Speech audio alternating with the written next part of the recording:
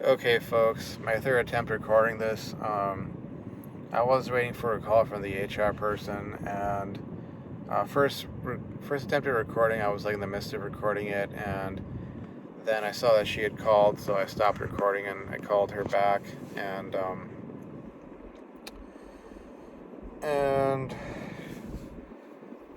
it was a really short business-like call. Just the usual, got terminated, officially this Monday.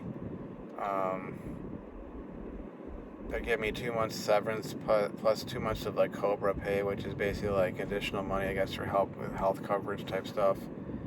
Um, and then what else? They're gonna send me like a box and paperwork to I gotta sign the termination paperwork basically, which is probably gonna bring up a bunch of negative emotions. Because it's like you don't want to read through the description of what they're giving. Oh, this is why you're fired, sort of thing. But I'll just sign that, and there's like stuff like guidance or so on how to send back my laptop to the company, um, and that's like pretty much it. The only weird thing is that like last week when they were like we're getting rid of you, um, I was locked out of all my accounts, but like this week I was somehow able to access my Outlook account. We have a group of apps that we had to use for work, and one of them was Outlook, for communication purposes. And apparently, I was able to access that. And the really interesting thing, and in addition to the weirdness of being able to access it, but the interesting thing was that, um, so I'll give a little bit of explanation before I, put this out there. But whenever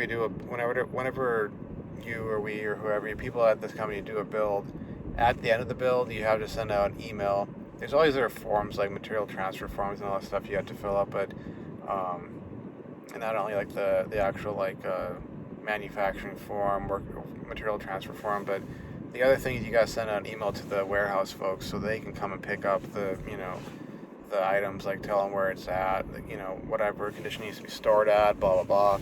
So they can then transfer that to their storage facility for holding until, somebody needs it, or, somebody so they're going to get shipped out or given to somewhere internal, some other lab. But essentially, I went through all the ones that have been sent out, since last week, and she's nowhere to be found on there. Which could just mean that she's on one of the bills, but the other person was, sending out the email. Um, that's possible. Or it could be that they just decide to get rid of her. They decide to, terminate her employment too. Because, they got rid of me first. I was labeled for, I guess, from their angle, legitimate reasons as the ultimate threat. So, okay, we're going to get rid of this guy first, move him from the situation. But the HR person was also telling me that everything that girl said and did was completely inappropriate and inexcusable and way over the line. And, she could kind of see how that would precipitate a scenario like this. But all that being said, I would think that they would have just gotten rid of her because, look, they can get rid of me, but what about the person who replaces me? What if it's another guy? Highly qualified, hardworking, never misses a day, and there she goes to go flirt with that guy and lead him on and that sort of deal, and she creates another scenario, and then it's like, oh, 6 months from now, 3 months from now, 9 months, a year from now, you gotta sit down here again and have another one of these talky talks and go do another HR investigation, because guess what? The girl starts something yet again. If I could get this, vibe from the director of manufacturing. He was kind of like, why the hell am I having to sit down and deal with this crap? We got all these other things going down. We got an audit this week and da from a customer. He wants to come through and see that our labs are all in tip-top shape. Why am I having to deal with this, And so, and the, from what I could see, the other person, the one who was egging me on to go after this girl, she wasn't there either. And so what I'm seeing is like both of them were probably terminated as well, because it was just like, okay, it's almost like, I mean, ironically enough, this is a cancer diagnostics company, so it's almost like, okay, find all the cancerous cells and excise them. Cut them out before the tumor spreads and the whole organization goes down, sort of a thing. And, this is where I'll kind of wax even further philosophically. I was going to use another analogy, but then I kind of realized that sort of was a little bit of a loaded analogy, loaded up with meaning and connotations and all that sort of stuff. But, this is an example I can look back on in my future life and sort of ask myself, like, if it's worth it to go and do this, because I kind of feel like Samson. I believe is the individual from the Old Testament who, was it Delilah who betrayed him? I think it was Delilah. And she cut his hair, and I think as his power was fading away, he had to keep his hair, growing out. That was, and I'm not sure if that, is like, oh, it's like a metaphor for like something else, or it's like, I mean, it probably is. That there's a metaphorical interpretation for a lot of this stuff, I'm sure.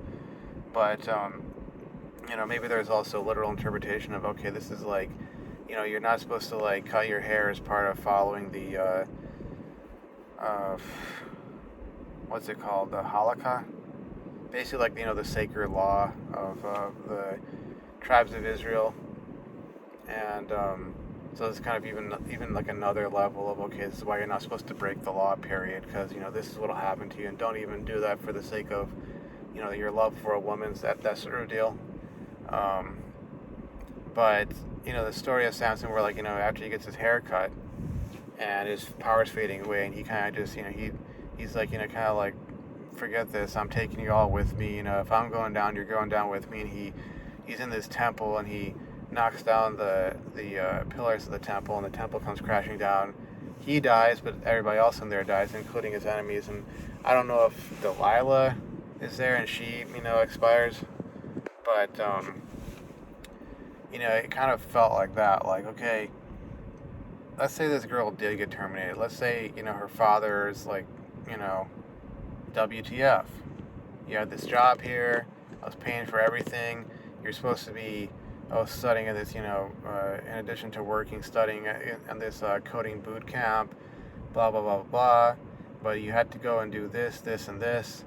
And if he really brings the kibosh down on her, takes away all of her little privileges, takes away her car, makes her stay in the house, never out of my sight again, that sort of thing. I mean, I'll feel vindicated without a doubt, but at the same time, it's kind of like going down like Samson, like you could either just let yourself expire, lose all your power, lose this sort of stuff, or you could basically destroy yourself, but also take them down with you. If I'm going down, you're going down with me, sort of thing. And it's like, I'll have this example because it's like, there was no way in heck that I was going to get any sort of like justice of sorts, except that I was going to lose my job as well, because that's just how they view it. They view it as like, okay, this is a cancerous tumor. Best thing we can do right now is just cut it out of the body of the company and toss it away, and hope that that's enough, that the cancer hasn't spread, hasn't metastasized throughout the body of the company, and that's essentially what happened. And so it looks like I'm getting more pay than I was thinking I was going to get, which means I can probably last a little longer in my sort of job search. I'm probably just going to go back to the old company if I can. If not, then I'll try to move on to some other position. But yeah, that's the state of affairs. That's the nature of things. Like I said, I don't, and to respond to some of Alex's comments, like, yeah, I feel a lot of relief. To translate, more than fine, or feeling more than fine, to just relief. I feel a lot of relief because I don't have to endure that sadness, that pain, that constant like itching, frustration, pressure, feeling like somebody's gonna like pull the rug out from under me because, oh, this girl's with this other guy and she likes him and doesn't like me anymore and doesn't want to deal with me and, et cetera, et cetera. Like, I don't have to endure that any longer, which is a good thing. That's one of the silver linings,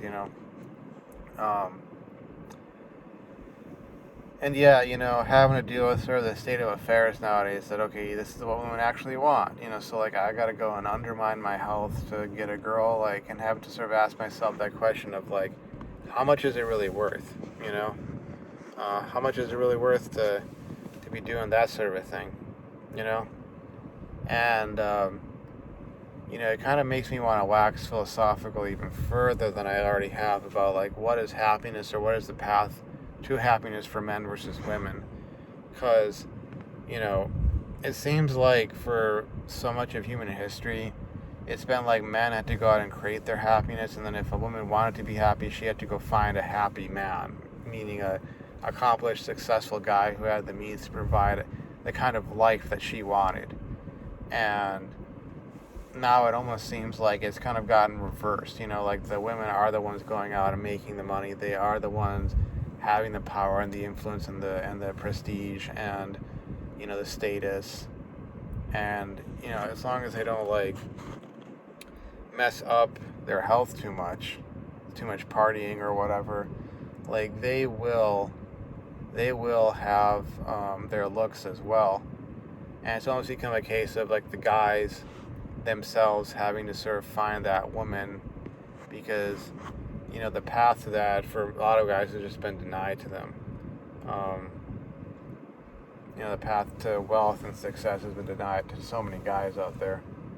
I mean, you think about just getting hired for a job. Like, if you're a guy, you're going to have to prove yourself way more than a woman will have to, in all likelihood. Even though they'll tell you differently. At least, and I'm I got to put this sort of disclaimer out there. Maybe I should have, like, done that at the beginning of the video. But yeah, this is my experience. This is my life experience. Or as some folks want to say, to, add words to their words so they can, say words while they say words. My lived experience. This is my lived experience. Okay, so it's subjective. There are certain points that you can draw connections to other people's experiences with, and you can kind of create an approximately objective take on things. But again, this is my experience and my angle, my my perspective. But yeah, it's kind of like here we sit. And of course, my dad's want to put pressure on me to go and like get another job right off the bat and that sort of thing. And I'm almost wanting to just chill for a bit because this has just been like way too much, And then I got this class, and it's kind of like I gotta determine whether or not I'm going to be withdrawing from the class or not. And it's all been way too much in a lot of ways, And it's kind of ironic coming from him when he had his stroke and how it affected me to just tell me to like, oh, suck it up, buttercup. But he literally told me, don't be a B word. And, I kind of told him, ironically enough, that the B word guys are the ones getting the girls these days. But I don't know. I'm just going to take the rest of the day and try and get my head right, my headspace right. And call my dad. And as much as I may have my disagreements with him, I still love him. He's my dad, and he's provided moral support to me just as my sister has, and I do appreciate that. But we'll have to look at these things, going forward and keep this stuff in mind, because you see, you can get a certain measure of justice in this world, but it's almost like the way things are is it's sort of like there's a price to pay for it. There's a price to pay for it. Like in this case, assuming that girl got let go and she got the kibosh brought down on her by her daddy-o, yeah, I got that justice in that sense. I'm sure her and the guy are probably still in contact and, that sort of thing, but assuming that she got the kibosh from her dad, the likelihood is she's probably not going to be able to facilitate a relationship with him. It'll just be too much of of a hassle to try and like sneak out of the house or have him come over and pick her up, or that sort of thing. And it'll probably be one of those cases where like she could, but you see, it's almost like the only way she'd be getting out with any guy would be if that guy could provide her with a permanent escape. And what I mean by that is marriage. Basically, the only way she'd be getting out from under her father's watchful eye at this point would be if the guy was her husband. And then she could be like, oh, the reason I'm not at your house, Dad, is because I'm at my husband's house. And who knows, she might just divorce that guy and take all the money she can get from him and then go off and basically try and facilitate her party years, as best she could. But, all that being said, you can find justice, but you gotta look at the cost of it. Because me getting justice in this situation was, also tied in with me losing my job. And, maybe in the long run I'll say it was worth it. Maybe in the long run I'll say it wasn't worth it. But for right now, I at least don't have to deal with, 6 more months or a year or whatever of, this kind of crap. So, at least that's one of the sort of silver linings in it. But, anyways, kind of a short video. I want to make it clear, like, I don't hate women. Some days I feel like I do, but I don't. I don't hate women. I'm frustrated with the state of affairs, and I'm trying to keep the whole old company logo out of the camera angle, but, truth is, like, I'm frustrated with the state of affairs. I'm frustrated with the way things have gotten, because, quote unquote, back in the day, a young woman like her, hearing about all my ambitions and my drive and what I was doing and whatnot, would be like telling the other guy to buzz off, because, I would be the kind of guy that she would want to get with, like if she was, especially if she was like dead set on getting the heck out of her parents' home and, away from her father's watchful eye and having, freedom and an actual life of her own. Like, she would want the kind of guy who had his act together, was driven, was going places where she could see that, 5 years in the future, if I'm with him, we'll have our own house, we'll have, all these nice things, she'll be able to have kids, blah, blah, blah, blah, blah, all that kind of stuff, and, she would get to have a great life. She would get to have a great life, and I'd be the kind of guy who, I'd be working out, getting myself into great shape, so that she wouldn't have to, like, force herself to find me attractive, and, quote unquote, back in the day, as the expression goes, and I know I'm probably idolizing or idealizing the way stuff was in the past, but there definitely was more of an emphasis on, being a conventionally masculine guy, and that being something that women prioritized, Does this guy have his act together? Is he in great shape? Is he, et cetera, et cetera? Is he conventionally masculine? Is he always emotional? Or, can I expect him to act like a man? That sort of deal.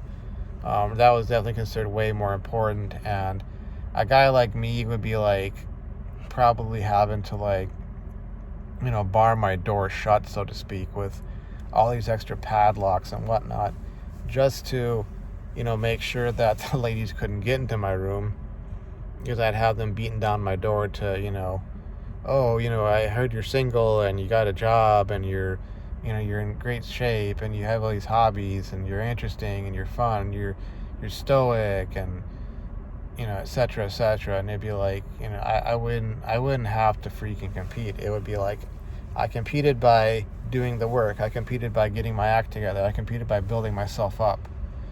And as a result, I'd be getting all these sorts of, offers and attention and all that.